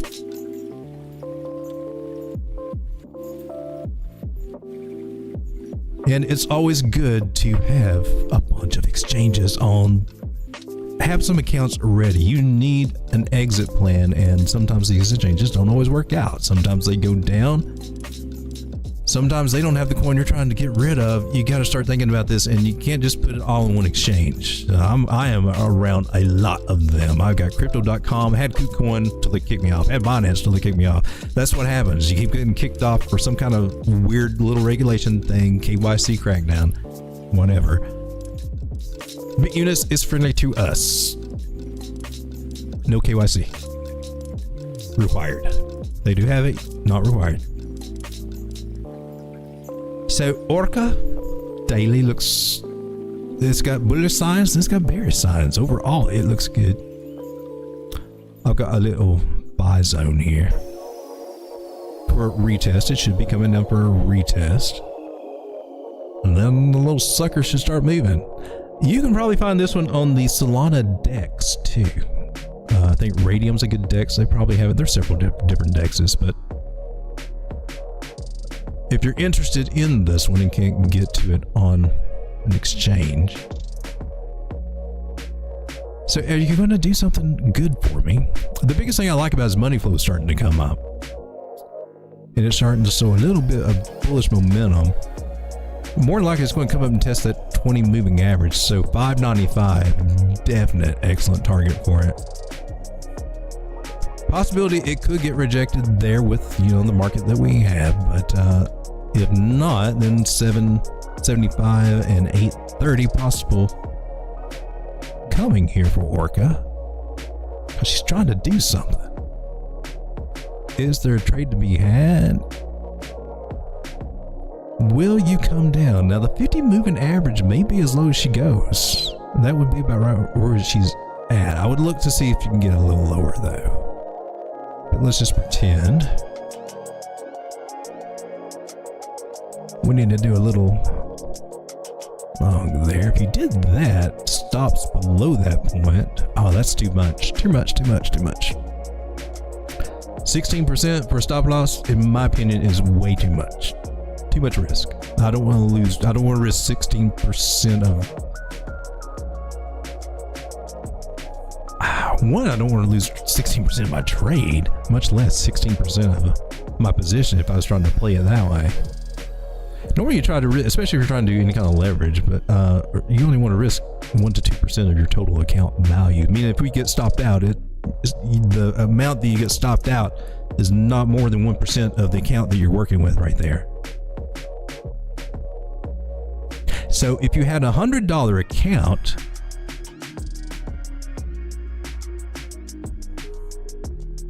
you wouldn't want your stop loss to knock you out more than $1 if you're playing by those rules. Now you can do that some people go 2%, some people go 5%, some people just degen all the hell, throw their whole account in 100x. Your mileage will vary. Not the greatest to the 0.5 is a trade. It's the risk to reward ratio 2.1. It's a 38% move from where it's currently at. I would be looking at it testing that 50 moving average. That's at about 412.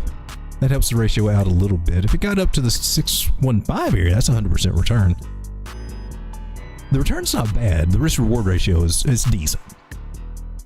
It's just because we have to put a big stop loss because we don't know if it's coming down further. If she does come down further, then you can tighten up that stop loss below that 100 moving average. And then you got some nice risk reward ratio.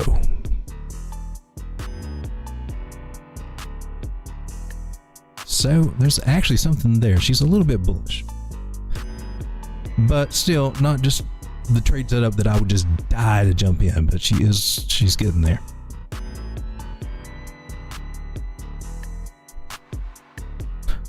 There goes the typing. Yeah, Jimmy Buffett.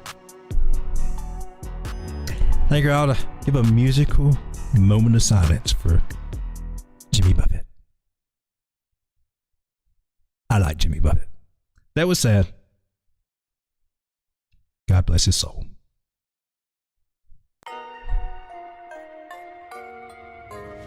In honor of Jimmy Buffett.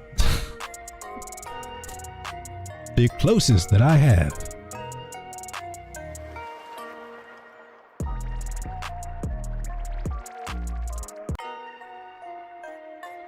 Is not that.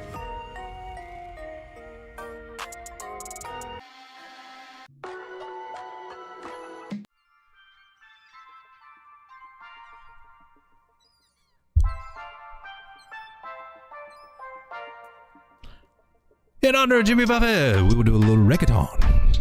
It's the closest island music that I had.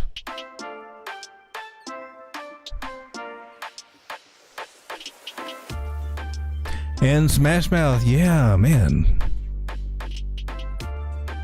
I get sad when people die. I don't like this whole dying concept part of living. The living part's okay, it's the dying part. It's seeing the people die, man. That makes me, I just don't like it. I've seen too many people die, especially in this past few years with all the craziness going on. Whether it was from whatever reason.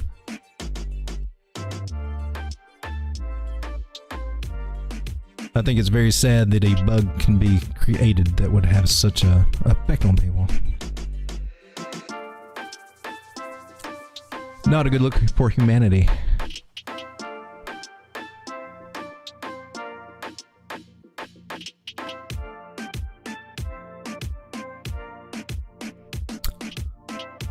If I had to target this little guy, well, if she's got a strong move, she'll bounce off this 3-2.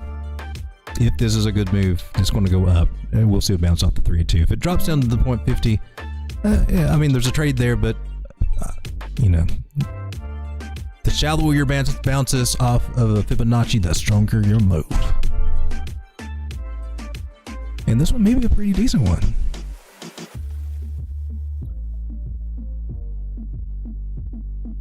Grateful Dead. Okay, the other, another one's a Quick.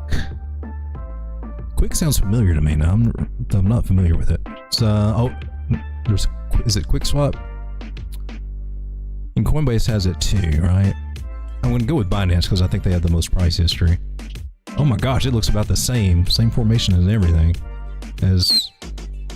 Can we back up to this one? Orca. They got a lot of the same going on. It looks like Orca might be ahead of it. So Orca came up and flipped over.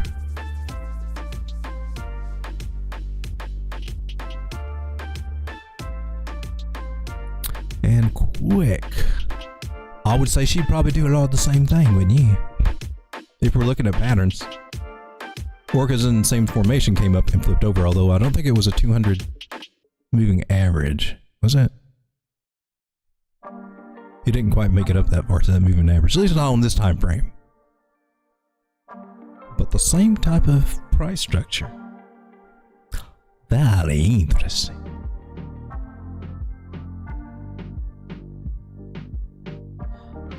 Guys, I am flirting with the idea of doing a daytime show. I'm just trying to figure out what time is feasible and reasonable, because I know as soon as I start trying to do that, there's going to be stuff for me to do during the daytime, like doctor's appointments and stuff that, I don't know, there just always is. And then there's the problem with me waking up early in the morning, because I'm not an early morning person, I am a late night person. That's why we're watching Late Night Charts with Road Dogg.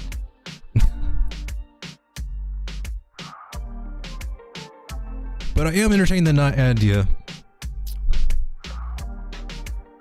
maybe toward the afternoon, maybe 1 o'clock my time and Eastern time. Looks like she'll get a bounce up here at about a whole penny, from 41 cents to almost 43.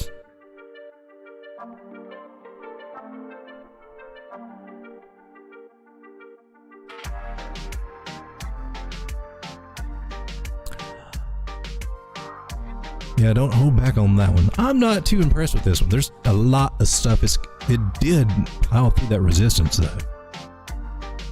I'll give you that. We got support resistance now. It's got to flip it and hold it, but it plowed through it. Whatever gave us this. So she's already had her little spiky spike. She had a spiky spike over here, went sideways like this, and then dumped. She had a spiky spike like that over here, went sideways, spiked, and then dumped. Whatever Quick is, let's find out what it is before we judge it too harsh. But seeing that doesn't give me too much inspiration for that. Last one we looked at had the similar pattern, right? Quick Swap, you are not. That's the old. So Quick Swap has redenominated to a 1 to 1,000 ratio. The new token page can be found here. So now we're 4 cents. Because they didn't like having a small supply, I guess. I guess they weren't getting enough people to be liquidity because everybody was saying, oh, that price is too high. I don't want to buy that. So create more tokens, bring the price down, and people say, oh man, that's only 4 cents. I'll buy that. It's the same as buying it as $41, dude. There's just more tokens for them to dump on you. So we got 1,607,000,000 out there, 24 low market cap. Even at, what was it, $41? It's still low market cap. Goodness gracious. What was the all-time high on that old page? This is the old page. It's down in the dumps at 41.66. Its all-time high was $1,590. Okay.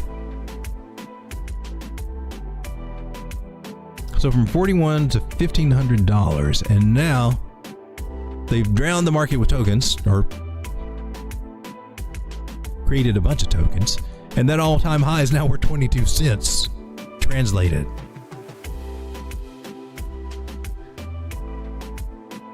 I don't understand. So it's an exchange coin. I'm not very impressed with it, really.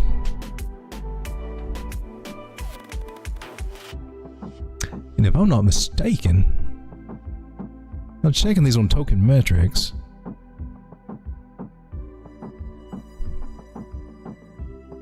I don't think it was too impressed with it either.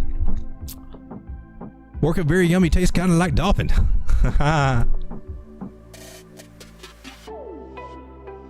Striga says, I'm not getting up unless I stay up all night.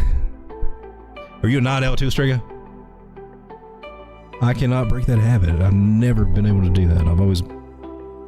I get a second wind around 10, 11 o'clock. And I'm sluggish as all get out in the mornings, man. It takes me forever to get going in the mornings.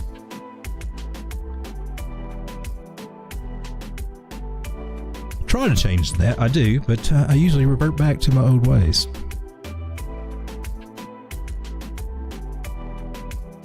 We're not seeing anything that's just popping off to me, so Mr. Vanderpop says,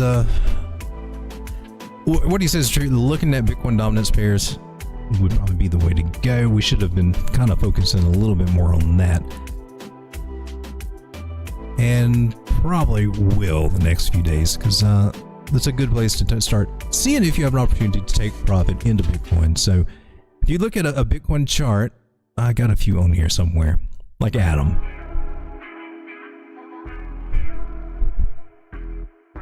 So you got to know when you bought it and what the price of Bitcoin was, and just looking around on the chart. If I bought this in July, well, my Bitcoin value in this, whether I pay cash or Bitcoin or whatever, I lost in Bitcoin value. So yeah, you need to come up, Adam. You tanked in Bitcoin. Woo. Adam's at some juicy buying levels for Bitcoin, not selling into.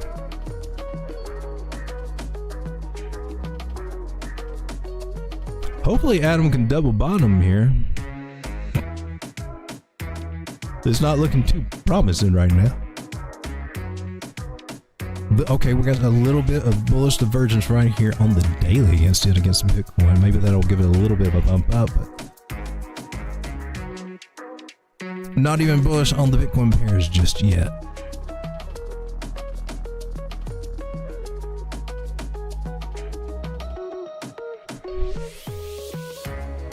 So this is Cosmos Atom in a bullish pattern. It has a fair chance, about 64-65% chance to break to the upside. But the question with the channel is, when will it do it? Because the little secret to a channel is you will find some horizontal support somewhere during the channel. It looks something like this, but then it will break out rather than coming down. That's the other option. It just keeps following this channel until it doesn't. But it will break out one of these. At some point or other. Some of these coins have just got decimated, man. There are some good prizes. Adam, oh my god. She's in my buy zone, but she's in the scary zone because she's broke some structure here. We probably need to take a look at Atom. I hope to find a double bottom here at 568. Those are juicy Atom prices, man. And I'm telling you, I think we might have a window to see some juicier prices. Could we see $3 Atom? I hope. Great buying opportunity, but man, my Atom bags that are staked away and locked up, they're going to dwindle. They'll bounce back. And there's perks to holding this. This is the reversal point that I have, and it's under the trend that we broke. So the only hope that I have is that this is a bear trap and that it will pop back into the pattern and then take off. Will that happen? I don't know, but I do know if it drops this low here, it's a whole different story. And we're looking at some super cheap Atom coming. And we thought October was a discount. No, last year was a discount. And November was a discount. But we may get some more discounts. This chart's not looking. It's got me bothered. I mean, the indicators and everything are low. It's poised to take a bounce up, but just the fact that it broke that trend line, that's an issue for me. Not that I'm going to sell it or anything. I still have it always locked up, and I get airdrops from it. So,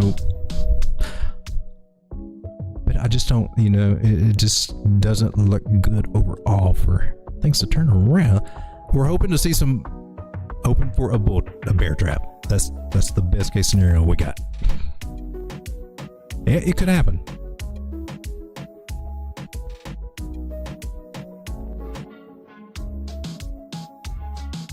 But even if it does happen, it has weakened this trend just by doing it. So if it comes back to this area again, this trend line probably won't hold.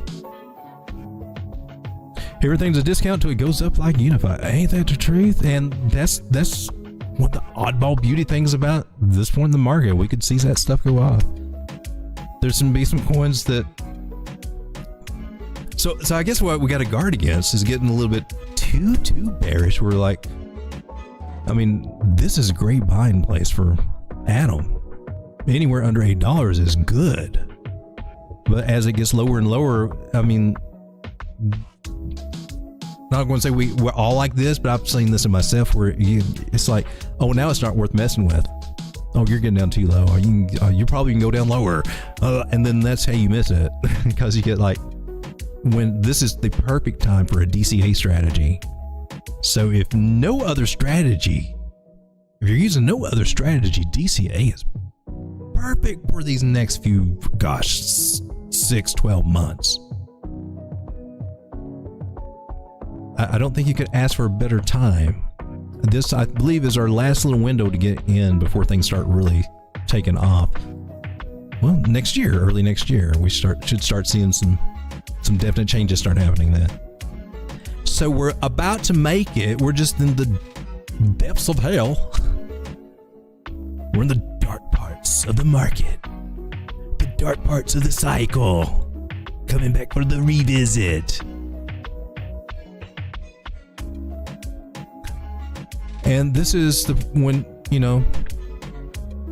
pick whatever coin, but in about 18 months, you'll be looking back at this time, between this time and spring, saying, man, I could have bought more then. That coin 50x'd? That one did? The one that got down that low and I didn't want to touch it? Yeah, I mean, it just happens. I'm just telling you. It seems really bleak sometimes right now looking at the prices of these coins. I mean, look, DOT is at 425. That's an embarrassment. That's sad. It's an embarrassment. I mean, I've not seen these prices well, we have seen them in a while because it keeps coming back here. But before that, it was way over here back in 2020 and we're seeing all these juicy prices. So welcome back to 2020. We even got the bug that started it all back with us, I think. Are we going to see 387 out of DOT? Let's try. She's already got below my buy target. I had this just a little buy target. It did have a bounce from there. We're just saying, if it's for the traders, for investors, you're basically just building your bag through this whole downtrend. Like the whales, the smart money. That's what they're doing.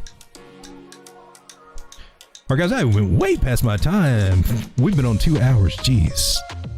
So much for shortening this stream. I get lost.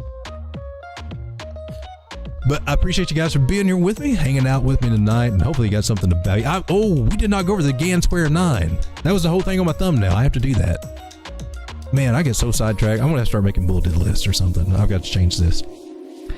So Gann, W.D. Gann was the greatest trader of all times. W.D. Gann is the man. He predicted the 1929 stock crash well in advance. W.D. Gann, I've got the statistic right here, had a trading accuracy of 92% in year 1909. Out of a total trades of 286 trades, he had 264 wins, 22 losses. He made $50 million before his death in 1950. He is the most successful trader ever. And if you read some of his works and see what he got into and the way he looked at these markets, I mean, he would nail dates and prices, and it wasn't trend lines and stuff. I mean, he would drag in astrology, planets, cycles on commodities. Each commodity had different cycles, kind of like Bitcoin has its 4-year cycle. Wheat had a certain cycle. Some of them had 11 cycles, and he had some and he went with a lot with geometry and angles. And one of his square of 9 techniques is a calculator he made for himself. And what it does is depending on which way that the trend is going, if it's bullish, we're going clockwise, and we number these out. It's changed them. Could I go with 1? If I went with 1, would it do it right? It's usually they have a number of squares, but it does a calculation by 1, 2, 3. It just counts around, and if it's going a bearish trend, it will count the reverse order. But this calculator takes all that out, and it'll just figure it out for you. So, if you want it, I'm going to test this out, the strategy. But let's say we're just doing an experiment with Bitcoin. You can say it's at a key level, right? So if I were going to use this, I would find this at a point, and I would try to pick out a point, like if you catch, like at this point right here. And you try to find a bottom, is what I'm trying to say. Try to find a bottom price to put in, and it will give you targets. So it's asked for the current price, and we can go ahead and put that in just to see what it does. To have fun with it. Or I tell you what, we could take this bottom here, 25,567. Let's see what it says. Let's put that as our entry point and see what it gives us as targets. 25,572. Let's go with that. 25,572. Let this little guy calculate. You can just do a Google search for Gann Square 9 calculator if you're interested. And then it calculates your resistance levels. So it starts up here. So your first resistance level starts here. Your second one comes down here to this square. Third one to this one, and it goes this way until it comes up to this square where it goes into support, and that's where this row comes in. And then from there, it jumps over to this green square. And then we start going the other direction on this level. All the way back.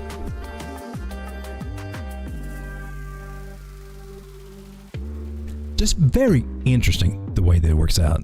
Make sure I got that right. So we jump there, and then we go to Is it rounding up? I think it's rounding up. It shouldn't. But anyway, the calculator spells it all out for you, so you don't have to do all the calculations on the actual square. So it's saying the resistance points 20.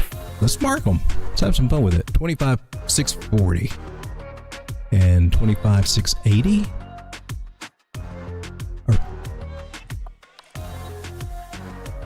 Is that what it said? 25,640 and 25,680. Did we have issues there? 25.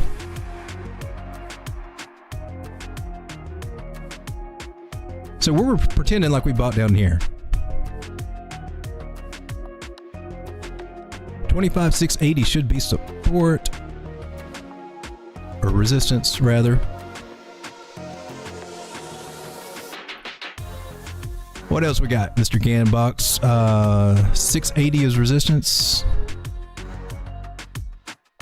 Oh, we just did 680. 25,720.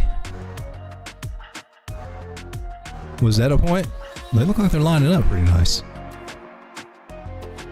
25,760 and 25,800. 25,760, 25,800. I don't know about you, but just to put a number in that's right down here, I didn't even put it exact. I went 25,672, I think. It looks like it did a pretty fair job of catching some support and resistance areas, right? Let me try that actual ones. 25,623.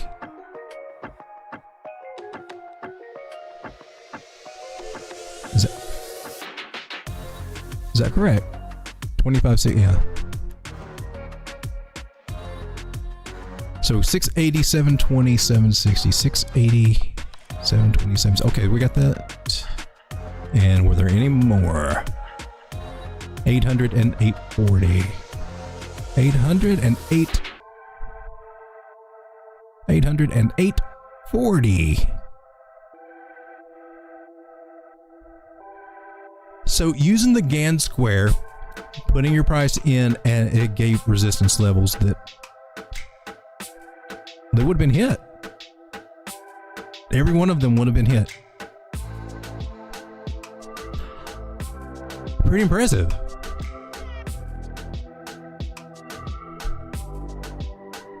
So,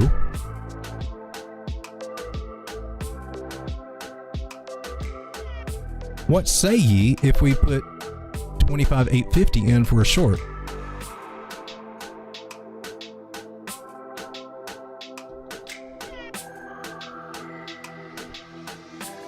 So we calculated it, and now we've got support or targets. This tells us where to sell. Actually, I was just going by support. They've got actual targets down here and places to put your stop loss. I was just marking out that. Let's actually look at the targets. So it says to sell at 25,840 or below, 25,813, 25,773. 813, 773, right? Right in that area. Oh man, it is nailing this. Are you guys not impressed with this? 25,733 to 25,690. I think it's 693. 25,693.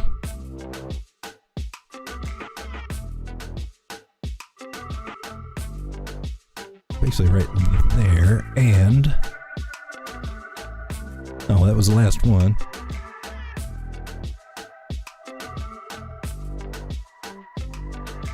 So it's using a little bit different things there. Stop loss at 25,880. So how did you do? Look at that. I think the square of 9, just based on their price,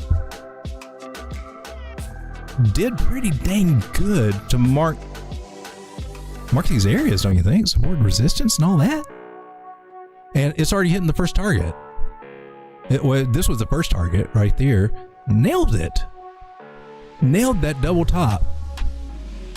the resistance there area that we had to wait through. Just a calculator nailed this and nailed the support area that we're finding here, this target. It gave this as a target. And then this, I just think that's amazing. And I honestly didn't expect those results to turn out as well.